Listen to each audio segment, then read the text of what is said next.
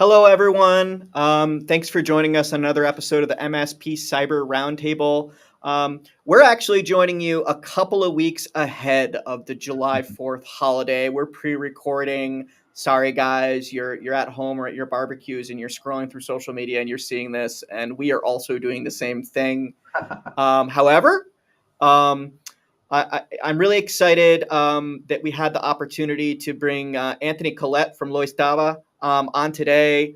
He's doing something really interesting and neat from in our industry, which is he's bringing um, physical education products into the cybersecurity awareness space. We'll get more into that in a few minutes, but Anthony, I'm trying to set up like the perfect, I think, July 4th holiday for myself. So tell me where and what are you going to be enjoying on I guess it's today, right now. Like, where do you anticipate you're going to be? Are you going to be at a barbecue? Are you going to be on the beach? Like, where are you? Well, we're going to be in a lake for sure. You We're right here at Lake Washington, so we'll probably go to a local town called Kirkland that has this awesome lakeside park. It's a great place, and there's always on holidays there's great events there, so there'll be a great event there to attend. is there a food you're looking forward to in this time of the year? A food? Oh, well, nothing kind of beats a burger. Okay. An outdoor grilled burger is always a great thing. Are you the person at the grill, or you like just like asking for the order and having it served up to you? You know, I've done both. I like to grill. It's kind of fun. It's sort of like, a caveman kind of activity. You can grill. It's kind of fun. Either way is fine. But there's got to be burgers, and there's got to be some potato salad in there somewhere. So I'm actually, I presume most people watching don't know this about me. I'm a lacto-ovo vegetarian, which means I don't Oh, eat hamburgers. However, right. I love manning the grill. Ah, Um, fun. and if I'm at a barbecue, I'm just like magnetically attracted to it. I'm the first guy there, like turning on the propane, like get everything cleaned up, and then people are handing me slabs of meat, and I'm cooking it up, and I have no idea when this stuff's done because I don't actually eat it, but. Right. Um, It's fun. It is I fun. like I like the grill station. Yep. Um, all right. Well, so we're gonna get into topic of the day later, but let's talk a little bit about Anthony Collette and the story that brought you to this Loistava vehicle you're in right now. So Sure. I understand you've had some exposure to physical products for a while. So Right. tell me about what brought you here to this space. What Sure. was your career journey? So uh, 10 years ago, in the summer of 2014, we went out to see a movie. And there was a preview for an upcoming movie, and it had Benedict Cumberbatch in it, and he's kind of cool. And so this movie called The Imitation Game. Had never heard of it. It was about there were these spinning gadgets and wires and code breaking and Bletchley Park and all that stuff, and I had never heard of any of that. But it all looked really cool. So after that movie, I started looking into, what is that? What is that whole Bletchley Park code breaking stuff? What were those spinning gadgets? And that sort of led me into sort of the historical aspect of cybersecurity. That was very interesting. And then my partner in this endeavor develops consumer products on an enormous scale. So physical consumer products, private label products for large retail organizations like Dillard's, J.C. Penney, Nordstrom, that sort of thing. Um, and so there's this like a laser focus on who is the customer and what do they need and what do they want, and how do we create a product for them that meets their needs. So I've been hearing those stories from the front lines of consumer product development for 18 years now. And so it was just this combination of things. We looked around the world at what was happening, and it seemed obvious to us that cybersecurity was going to be one of the core issues of our era. That 5 years ago it was bad, and there was a lot of hacks and problems going on, but we felt it would get worse, and it has gotten worse. And we also noticed that there was this gap between what the cybersecurity folks understood and talked about amongst themselves There's this gap between that and how that message was getting out to ordinary consumers. And we thought, well, one of the ways to bridge that gap would be to use physical products. We've always used physical teaching tools and learning environments to help learners understand unfamiliar concepts, which is we've always done that. And even now, with all the digital tools that are available to us, you'll still find physical teaching tools and learning environments everywhere from like kindergarten up through medical school. I mean, even in medical schools, there are still physical models of joints and hearts and skeletons and all this kind of stuff, because those physical tools help people understand concepts that aren't familiar. So it's that combination of things, what can we make that's physical, that helps people understand, that makes a connection, and how do we focus on the end user? So that's So yeah. yeah, I mean that's I've got a sneak preview, of course, but I remember the first conversation we had where I was thinking, well, how do we make this physical, right? I understand scale models of a need, like visually, but how do you do that with cybersecurity? I'm thinking like back in the day, cybersecurity bugs were actually physical bugs in the machine, but clearly that's not something you can package up and sell. So, Right. what would this look? We'll get into more of that in a minute. Tell me more about what led you to that point in your career or your life where that was an interesting project you wanted to take on. You landed with you had some knowledge of what it takes to bring a physical item and put it in people's hands and make it tactile so it could be learning. But how did you arrive there? Um, Well, the idea was, all of this cybersecurity advice that's being given to consumers, it all seemed to us to be kind of fuzzy and kind of not very pointed. Um, and so we said, well, our goal should be to find the best cybersecurity advice and transform it into physical reality. So we looked around and said, it's not, what does Uncle Vinny think, but what do responsible, well-respected organizations, what is their advice? And so we looked at what 1Password was telling consumers, which is kind of oh, interesting. wait. Let's not pop that bubble yet. Oh, okay. The specific advice. I think it makes sense to drill down when we get. So we're going to go into lecture in a moment. I'm going to be talking about boring cyber risk stuff, but then we're going to come back out, and I definitely want to go into. We've got a few different products that you guys came up with that are going to be either available in the next few weeks or in the few months. But um, let's go into lecture today. We're going to be talking about cyber risk. Hmm.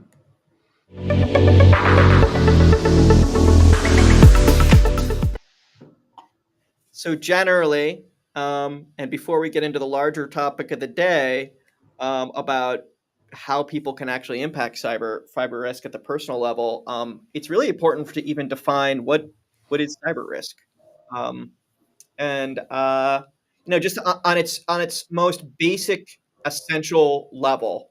Um, Cyber risk is a type of risk, right? So when we look at what's risk, it's exposure to loss, a Hmm. bad thing that's happening, right? A bad thing that could potentially happen, and that possibility is actually really important because risk is actually statistical. When you have risk, that doesn't mean the bad thing's necessarily going to definitely happen tomorrow. It means it could happen now or tomorrow or next year. There's some amount of chance of that happening. And then when that happens, there's some amount of chance that it'll either be a little bit bad or very, very bad. Hmm. Uh, and how bad really depends on what type of risk, what are the what how much of a loss, who did it affect. Um, in general, when we talk about risk, in cyber risk, we're talking about risks that impact cyber technical systems, but organizations have all sorts of risks, many of which can be associated with cyber, some of which aren't always associated with cyber, but have a cyber angle to them. And I just want to talk about those because when we're thinking about cyber risk, if we're not thinking about all of these things, Hmm. we're not really performing the mental exercise to put us in a place where we can anticipate a cyber risk. So, um, I think asset risk is the thing that's most closely associated with cyber. The idea that an attacker is going to break in and they're going to like break a device, they're going to put cryptoware on it, they're going to ransom you, right? It's they're breaking and they're impacting a specific asset. I want to stretch that definition a little bit because while I think physical assets are something people are familiar with, there's also data assets, there's people assets, there's lists of things that an organization have that can be inventoried so that you could say, oh yeah, this is a user account that's safe or not safe. This is a PC that's safe or not safe. It has important company data on it or it doesn't, right? So that's assets.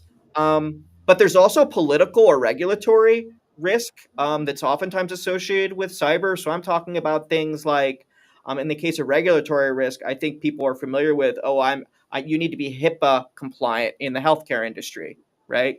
You might need to be GDPR compliant if you're in the marketing industry. But there's also political risks. And um, increasingly in this world, political fallout anywhere in the world could have an impact on cyber technical systems in your house, in your company, right?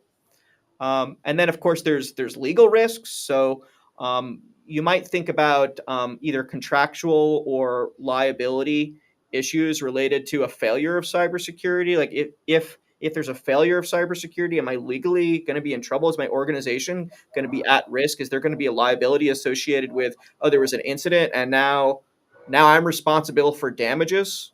And then operational risks, this is the thing I learned earliest in my career about cyber technical. If there's a cyber technical failure, is your organization even going to be able to operate?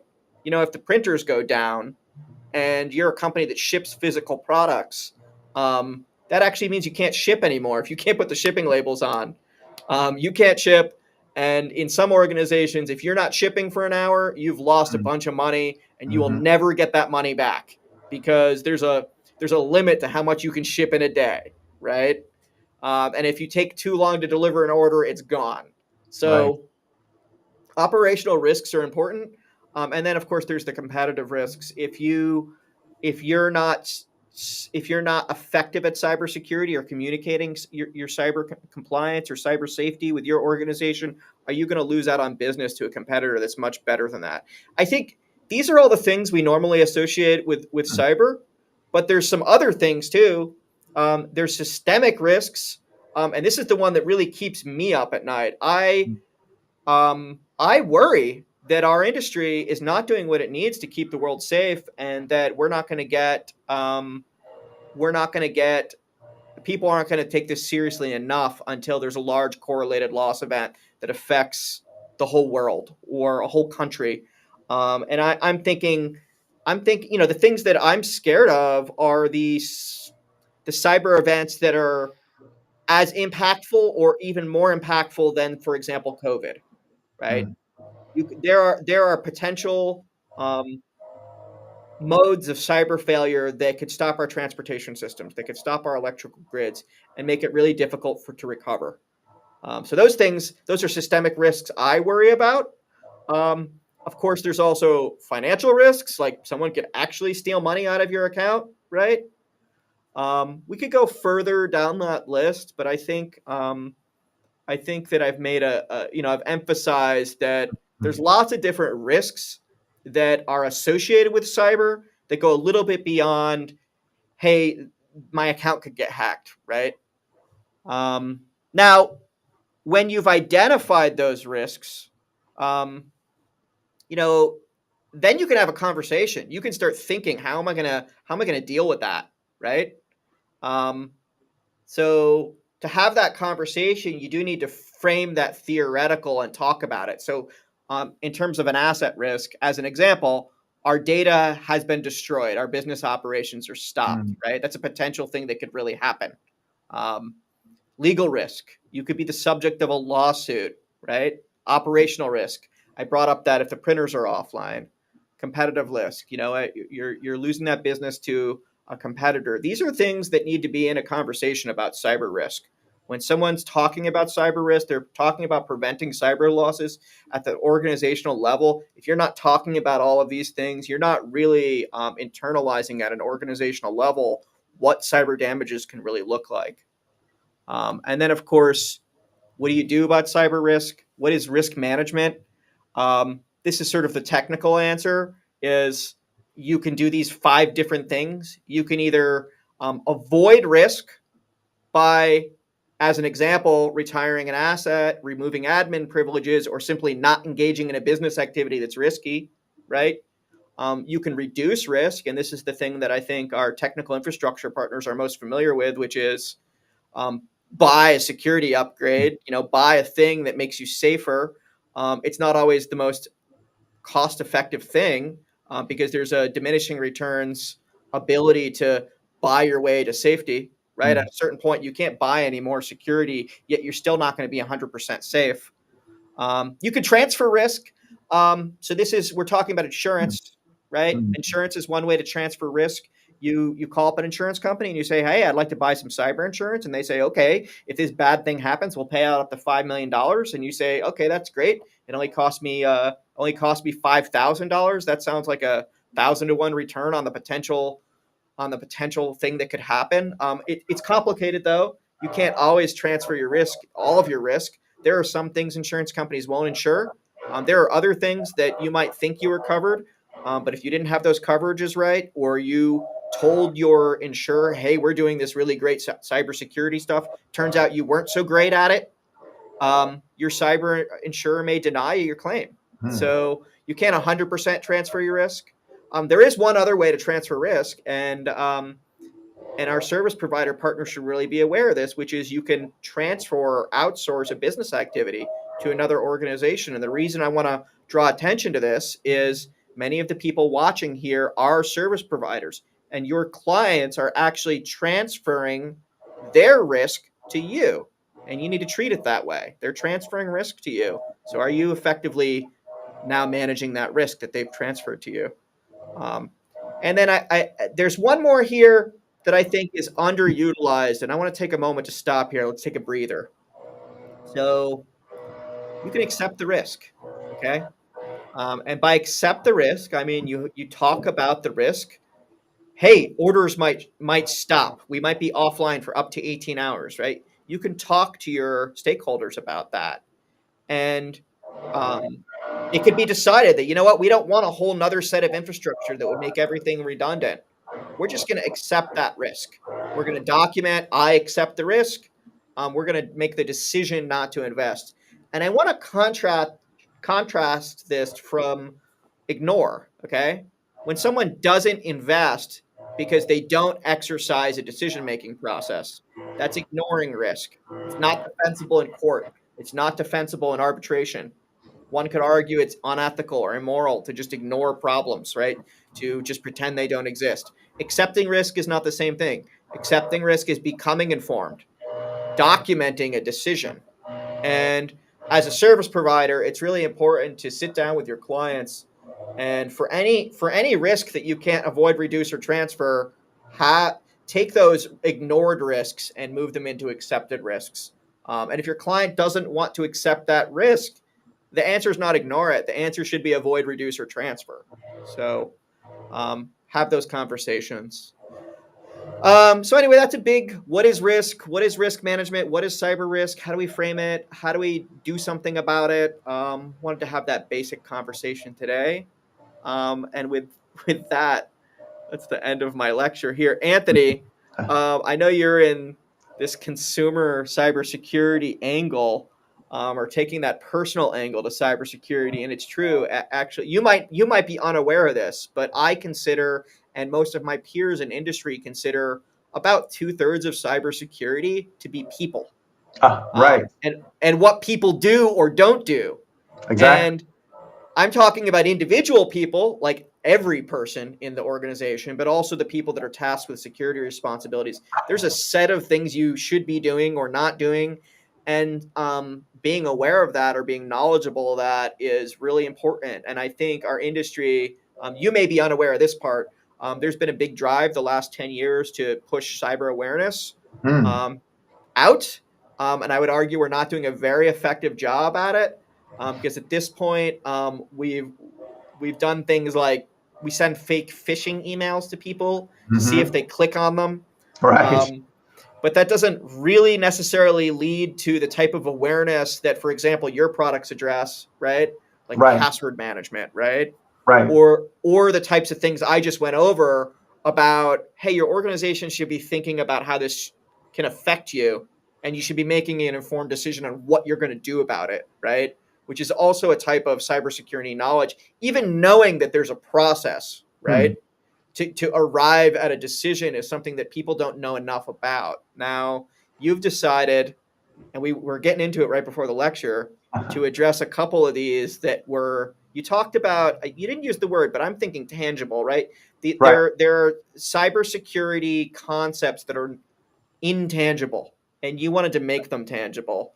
Exactly. So I think before we get into the specific products, you've got some physical products, and your team's had some experience. Are we allowed to talk about some of these experience brand names? Is that Oh, something? sure, sure. Right. So tell us about some of these experiences that happened before today. Right. So my partner is a consumer product developer. He's got like 25, pushing 30 years of experience developing private label consumer products on an enormous scale. So we're talking developing consumer products that sell $100 million a year, or the second project he did for JCPenney, those were consumer sales of $400 million a year. And he grew both of those programs about 20% to get to that point. Currently, he develops physical consumer products for Pokemon. So this is not the stuff you're used to seeing from Pokemon. Pokemon's almost 30 years old. About 8 years ago, they decided to experiment with creating physical consumer products that their fans would enjoy. So it's not the games or the cards or the video, anything like that. So they experimented with that 8 years ago. About 4 years ago, they said, hey, we like this. Our fans like this. Let's do more of this on a bigger scale. And they started bringing in people from retail who had experience doing that. So as an example, I'll give you two examples of that. So they said, well, why don't we do a collab with the Van Gogh Museum?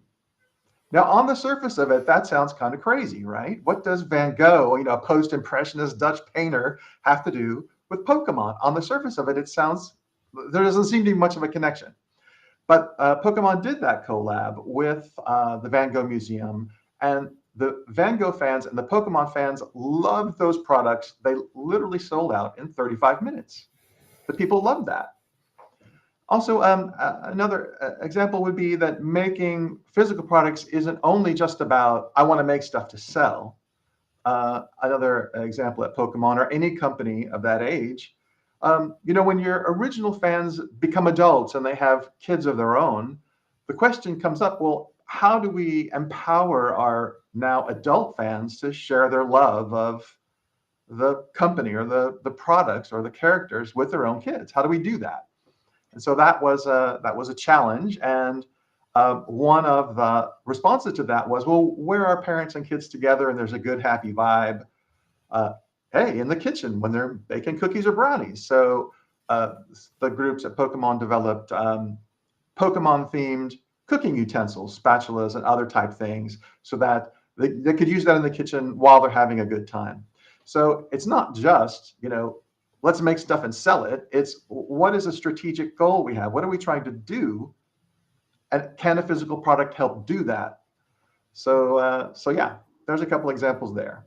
Now, we're going to come back to that food angle in a minute, but your go-to-market for these physical products, which we are going to introduce in a moment, I think is with recognition of the fact that people don't go to the toy aisle and say, let me see what cybersecurity product my 12-year-old may enjoy or my 8-year-old may enjoy for their birthday present, right? That's not what we're imagining here. Like No, basically, cybersecurity is medicine, right? And that's how it's delivered right now.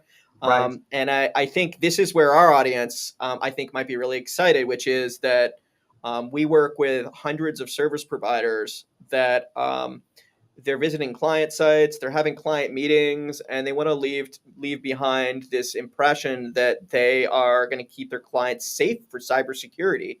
But the dual side of that is that the clients actually need to do some things on their own as well. So there's a potential really interesting intersection between you wanting to take these cybersecurity products into the physical world, right? And the service providers wanting to leave behind a mark in the physical world, right? And I think that one of the ideas that you've been talking about is, hey, booth swag is boring, right? Mm, And it could be less boring and could be way more practical. right, Um, right. and so we're going to talk about some swag ideas, but I think that for our service providers, I think this is also the type of stuff that you could leave behind with your clients. Oh, absolutely, Um, for sure. Now we got. so, Go ahead. well, we've got a few products here that are in various stages of development. So, should we start with the fortune cookies? Is that Oh, a good? sure, sure. So these are launching. You said the target's around August 1, right? August So at the 1st, end of the right, month. right. So cyber fortune cookies, and people can go out to the website cyberfortunecookies.com and sign up to wait. Is that right? Not quite yet. They will be on in July. Certainly, they'll be able to do that by then. Yes. Okay. So sometime later this month, you'll be able to go out to the website. You'll be able to, of course, be informed when these are ready to buy. And then you should probably do that quickly because hopefully they're all going to sell out fast, right? We're going to. Let's hope. I'll have to reorder more. All Right. right. Yeah.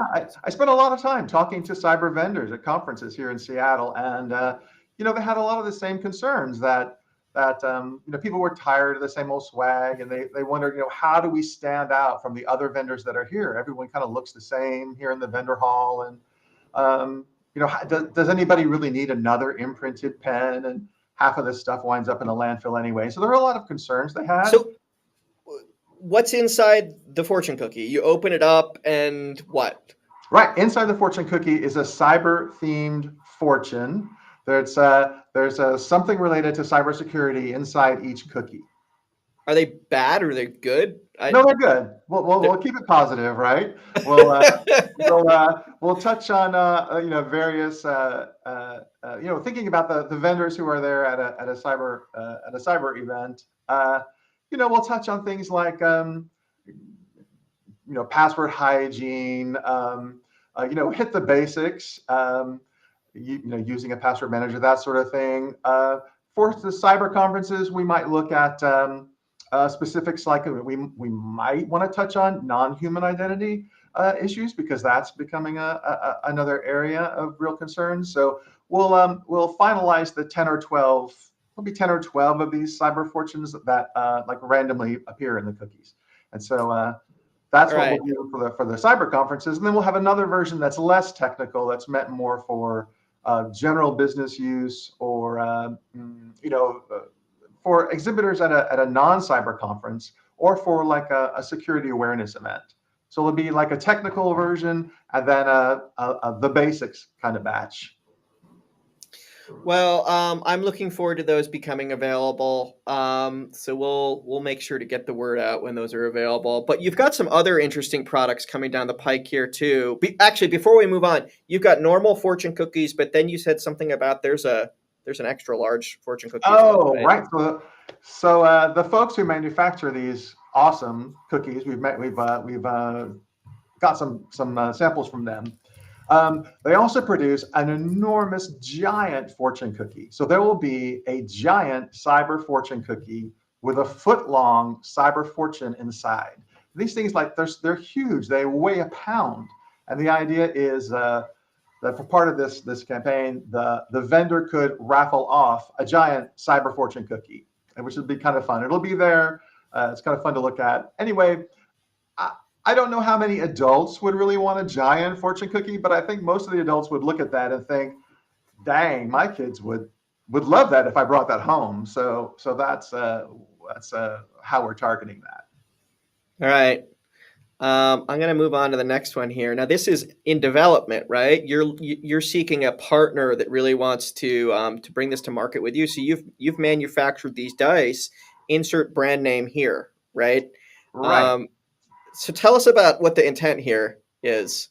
So for normal folks, where most normal folks encounter cybersecurity in the identification or the authorization area, right? It's about passwords, and that's where most ordinary folks encounter cybersecurity. And what our goal was to look for the best advice and to transform it into physical reality. And we looked at what 1Password was telling consumers on their website. Basically, 1Password says, our password manager makes all these different styles of passwords. And here we've ranked them for you from, well, the crappiest style all the way to the best style, the strongest one. And so we looked at what 1Password was telling consumers was the strongest kind of password, and we made a physical model of that actually works. So if you roll these 14 large dice together, you get exactly that kind of password that 1Password says is the strongest one. What's important about that, or I guess a lot of things are important about that, but consumers really respond well to hyperbole, biggest, strongest, fastest, smallest. These kinds of statements work. They simply resonate with consumers. And so we had that in mind as we produced this. So this is what a consumer could use, or it could be in a learning environment to show people this is what a password manager will do for you. So this is like the physical version of a password generator. So that's what that is. That's So wait, Cast-A-Lot. these the symbols make sense to me. Help me understand. Are there actually 26 sides on these letter dice? There's 26 sides on the letter dice. There's 30 sides on the number dice because it's numbers times, there's 3 sets of numbers. And Okay. then there's 32 sides on the special character dice because there's roughly 32 special characters on a standard keyboard, a standard US keyboard that Yeah. that are special characters. And we looked into password research, and it turns out a lot of ordinary people they're not even sure what a special character is. Like, is it punctuation? Is it not? Can I use this? Can I use that? So basically, all the special characters you can use are on there on those special character dice.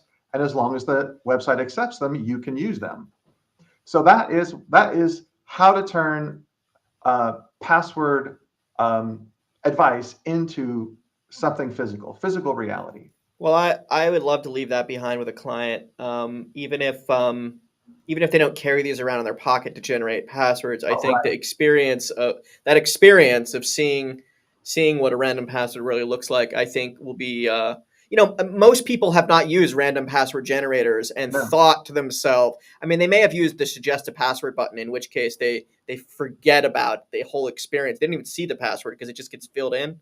But I think very few people have had the experience of, toggling all the dials on a random password generator and clicking generate and really experiencing that. So this is a neat thing they could live in an office. Right, and in a learning environment, if students or learners were using that, that's going to create some conversations. They're going to ask some questions about that, like, why is this the strongest kind of password? Or you don't expect me to memorize this, do you? So you're seeking sponsors for this product right now, right? And go to market's a few months, right? Right, exactly. All right. Anything else you want to share about these are the Cast-A-Lot dice, right? Before we move on. Dice. Yes, yep. And we have design patents on these dice all over the world, and we also have trademarks for them also. Great. All right. We got at least one more here. So, Gentware, which, as I understand it, there was some existing guidance out there. Is that right? From the F, or did you work with them? How did this? Tell me about this kit and what it does and where it came from. Sure. So Diceware is a system to create passphrases composed of random words. It's a way to pick random words to create a very strong passphrase that you would use to unlock your devices or to lock down your password manager. So it's been around for about 25 years. We looked at it some years ago and thought, that it's just not ready. You couldn't make a consumer product out of it in the current form it was, but there have been some changes to it.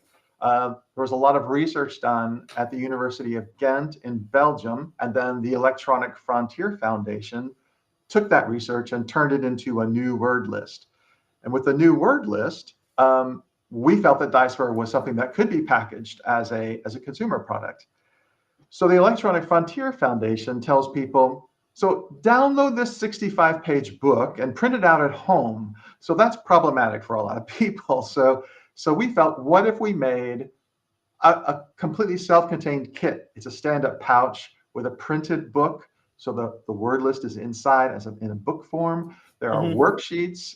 You don't have to use worksheets if you're familiar with it, but maybe the first time around, you could use them. And there are 5 dice these are standard dice that are 6-sided dice that are what diceware has sort of been standardized on for a long time. So our goal with this was to create a freestanding, completely together product that could be simply handed to someone. You're not asking anybody to download anything, and there it is. And one interesting dynamic with Diceware is that in the past year, the government of Australia is now telling all of its citizens, go to the Electronic Frontier Foundation website and use Diceware. Passwords are passe. Don't do passwords anymore. Do this.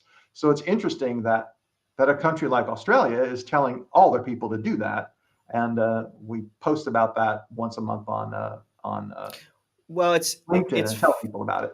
it's funny. The people I know in Australia love to rag on their own government, and complain about some of these cyber topics. But I, as a North American, I look at what they're doing there. They're actually doing some really cool stuff across the Mm, cyber spectrum. yeah. You may not be aware of it. They've got Mm, this Essential 8 thing. They've got an information security manual that's really quite in depth compared to what mm. most nations publish, and they keep it up to date every month. So like really, they're leading there. Oh, good. By the way, I use phrase based passwords, and I don't use dice to generate them, but I'm a big proponent of this, and I teach everyone to use this. And people look at the passwords I type in, they're like, "Oh, that looks really long. It's like 30 characters," and I'm like, "Well, it's not that complicated, because it's a series of words, and words Yeah. are way easier to remember Yep. than random letters and numbers and symbols." Oh, for sure. Um, so and I use a process called a memory palace, Mm, to store my passwords. And you may or may not be aware of this, but human visual memory is actually much stronger than mm, like the type of memory you use to memorize like passwords and words. And so you can use that visual memory in a space inside your head to store passwords, or a whole book of passwords, which is mm. pretty neat. Fabulous. Um, so anyway, this one's available for branding too. Is that right? Right. I mean, the idea is we would work with most likely a larger cybersecurity company and co-brand these products and bring them to market that way. Yeah. So that's exciting as well. But this is available today, right? You can order this on your website. This Getware is not available as a consumer product yet. Okay. Okay. And then I understand you have a bunch of awareness stickers that are also available on your website, so I'll endorse Yeah, those as well. yeah, Um, yeah. Go ahead. I'm just really interested in your process. Taking, I mean, these things all make sense.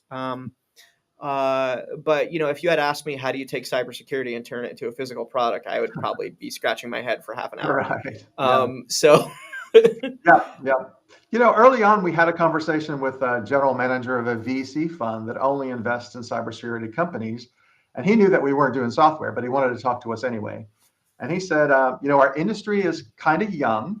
We don't have physical products that really do anything yet. So if you guys can think of something that's physical that actually works, we would use them for a variety. Our portfolio of companies would use them for a variety of different reasons. We would use them to onboard new employees and tell them, we're really concerned for your online safety, so here's a product to help with that. Oh, and by the way, you don't want to use your same credentials here at work that you use at home. You want to keep those separate. He just felt it was like a good point in time to have that conversation with a new employee as you're onboarding them and giving them something physical. And for the sales folks to give to potential clients or existing clients, he rattled off a number of use cases, and we said, "Oh, thanks, Roger, that's great." So we took that list and put it in a pinned article that we have there on LinkedIn. So there are a variety of uses for these products, and we heard from cyber vendors at conferences that they really wanted something new and different. Well, I can't wait for the fortune cookies because those are coming first, of course. And it tastes think great. we I go to a lot of cyber conferences too, and most of the swag is horrible.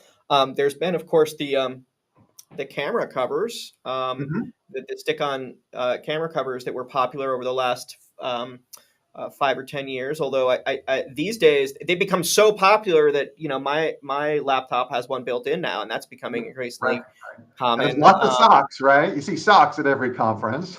Yeah, I don't know the cyber angle of the socks, but they definitely keep my feet warm. Yeah. There's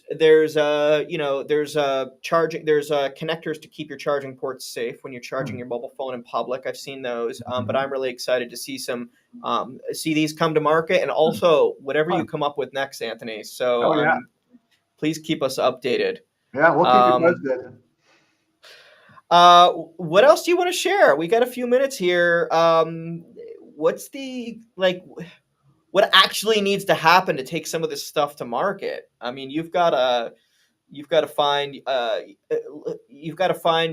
your sponsors, but then what, right? You've got to come up with a brand concept, or Right. Each one of these products, I mean, in the world of physical products, it's a little bit different in that the designers of the products are generally not the heroes. It's always the product that's the hero.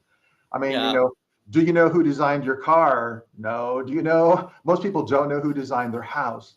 So it's the product that's the hero. So each one of these products will have its own personality, its own look and feel, and they'll all come from us. But the idea is each product will be its own little hero. And I don't know what else would I say about that. We just look forward to.